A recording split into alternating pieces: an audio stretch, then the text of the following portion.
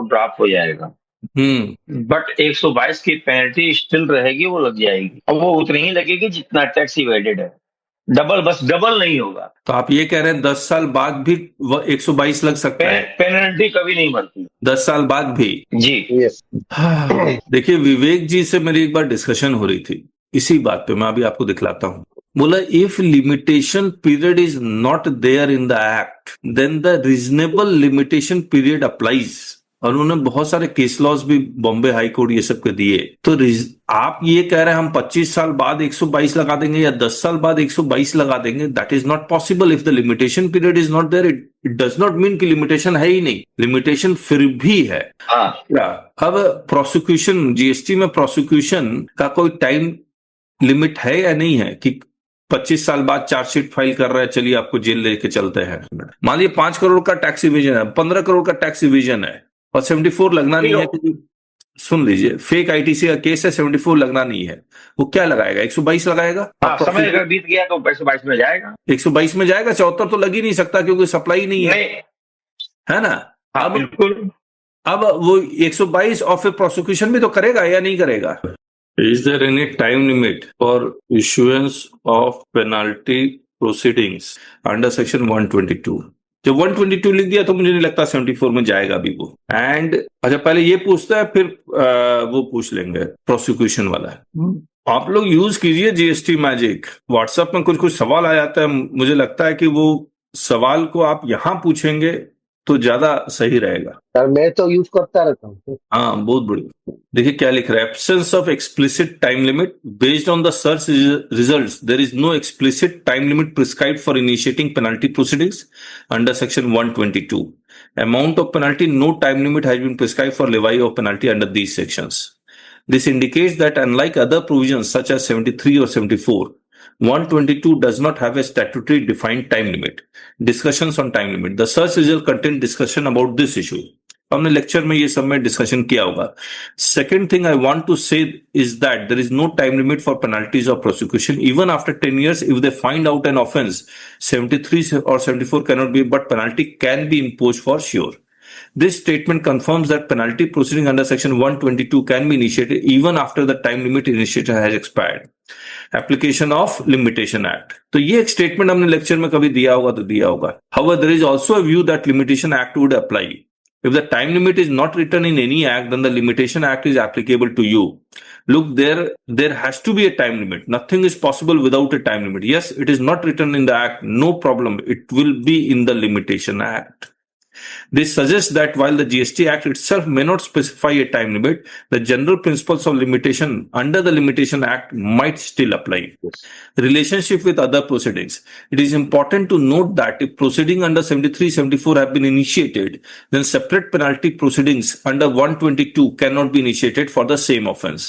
If penalty proceeding under section 73, 74 have been initiated, then 122 is not possible. This is further supported by 7513, which states that. Conclusion. Based on the available information, there is no specific time limit prescribed in the GST Act for initiating penalty proceeding. While some practitioners argue that Limitation Act would apply, the explicit statements in the search results indicate that penalty proceeding can be initiated even after a considerable period has passed since the offense occurred. अब हम लोग लिख देते हैं, यही वाला लिखते हैं, Is there any time limit for initiation of prosecution? Prosecution का सेक्शन मुझे याद नहीं आ रहा है, 132 है क्या?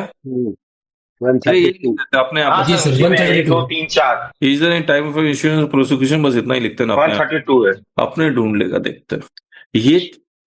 ये एआई और ज्यादा अच्छा हो गया है, बहुत डिटेल में देने लगा, पहले इतना डिटेल में नहीं था। पहले क्लॉड 3.5 लगा हुआ था, अब क्लॉड 3.7 लगा दिया, जो हाईएस्ट है क्लॉड का।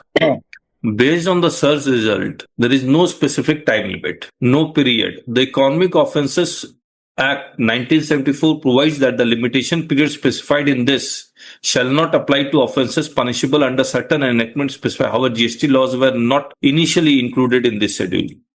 In 42nd GST Council meeting, it was noted that in CRPC, there is a time limit for prosecution.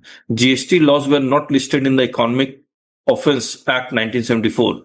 This was causing issues as people arrested for GST offences were getting bail on day One, because GST officer could not file prosecution's application within the limitation period.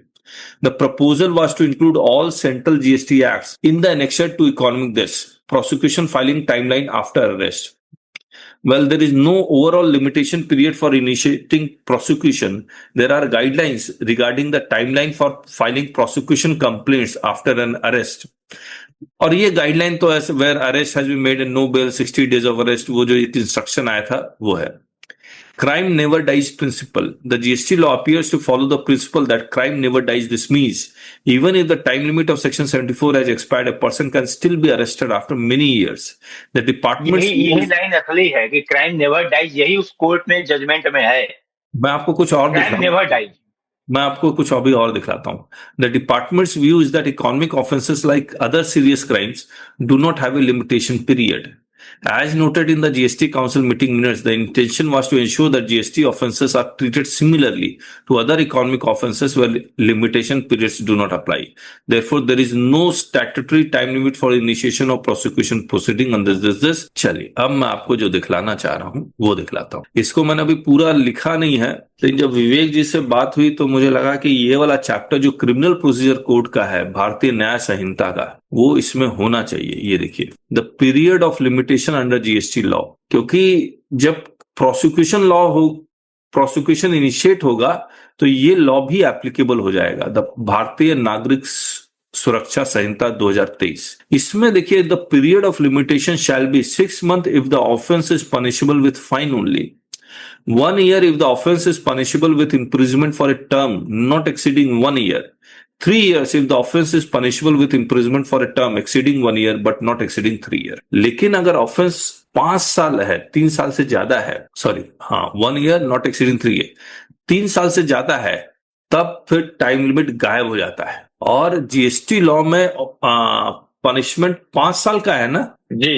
तो ये सब GST law और इस 515, 516, 17 कब commencement होगा, exclusion, वो सब को मिला के मुझे अभी लिखना है. अभी लिखा नहीं है, मैं लिख दूंगा, लेकिन टाइम लिमिट प्रोसिक्यूशन के लिए यहां से अप्लाई होगा. लेकिन अगर 5 साल से ज्यादा है सजा, नहीं 5 करोड़ से ज्यादा, कितना है, 5 करोड़ से ज्यादा, 5 करोड़ से ज्यादा तो उसके नीचे तो वो अवेलेबल हो जाता है ना. हाँ, पनिशमेंट देखिए अप टू 5 years है, अप टू 5 years है. तो वो अब चार्जशीट में वो कितने साल की सजा दिलाता है, तो यहां भी वही होता होगा मुझे लगता है. वो तो लिखा हुआ है ना सर इसमें, भारतीय न्याय संहिता, और इसकी अगर बात कर रहे हैं तो वहां तो 7 साल से ऊपर के अगर अपराध हैं तो वो अरेस्ट करने का अधिकार मिलता है. ठीक, अगर आप देखते हैं तो. लेकिन यहाँ पर तो अगर वो इवेजन अगर 2 करोड़ 5 करोड़ से ऊपर का है तो डायरेक्ट अरेस्ट का पावर उनको मिल जाता है. तो एक अंतर ये भी है उससे और इससे. ठीक बात है. मैं जो कहना चाह रहा था राजेश जी कि अप टू 5 years लिखा हुआ है. अब मुझे लिमिटेशन से बाहर आना हो तो मुझे जो चार्जशीट फाइल करनी है वहां पर मुझे सजा 4 साल मांगनी चाहिए, 5 साल मांगनी चाहिए. मुझे ये क्रिमिनल लॉ आता नहीं है, मैं तो ऐसे ही सर, हम लोग भी क्रिमिनल लॉ के वकील नहीं है, लेकिन अगर ऐसा होता ना तो अब तक सारे डिफॉल्टर छूट गए होते. अभी भी सड़ रहे हैं, जो शुरू में 17-18 में जो पा गए जमानत, वो गलतफहमी में पा गए. अब कोर्ट दे नहीं रहा है जमानत, बिल्कुल भी चिल्लाते रह जा रहे हैं.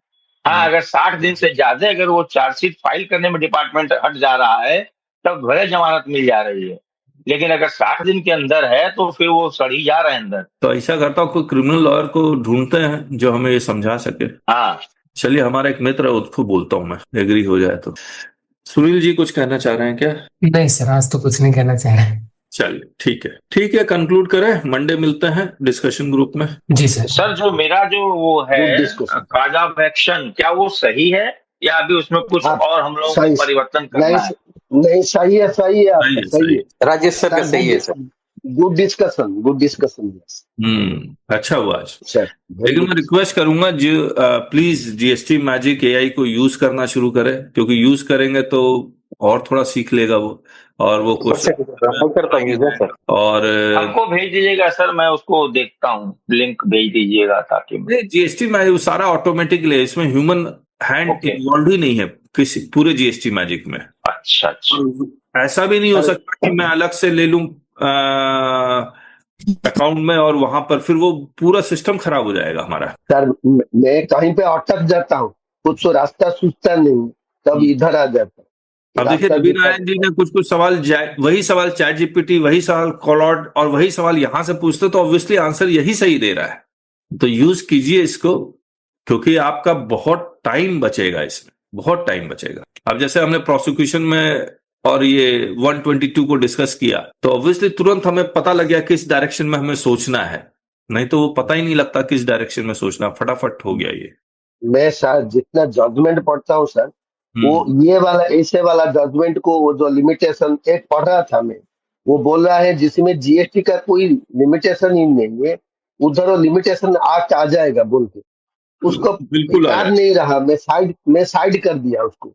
अभी उस सारे चीजों को पढ़ना पड़ेगा। अभी देखिए जीएसटी मैजिक में हमें जीएसटी मिनट्स का एजेंडा डाल रहे हैं, हमने करीब करीब 14,000 पेजेस है, सिंगल पेजेस 14,000 वो डाल देंगे तो जीएसटी मिनट्स में कुछ भी ढूंढना बाएं हाथ का खेल होगा। दूसरा, जजमेंट्स हम लोग अब सारा डालना शुरू करेंगे। जैसे ही जजमेंट डाल देंगे, आप उस जजमेंट से नोटिस का रिप्लाई बनाना, बहुत मान लीजिए आपको सेक्शन 74 को काउंटर करना है, तुरंत निकाल के देगा और जजमेंट से लैंग्वेज निकाल के देगा। इतना आसान हो जाएगा ये। चलिए मंडे मिलते हैं। Thank you so much.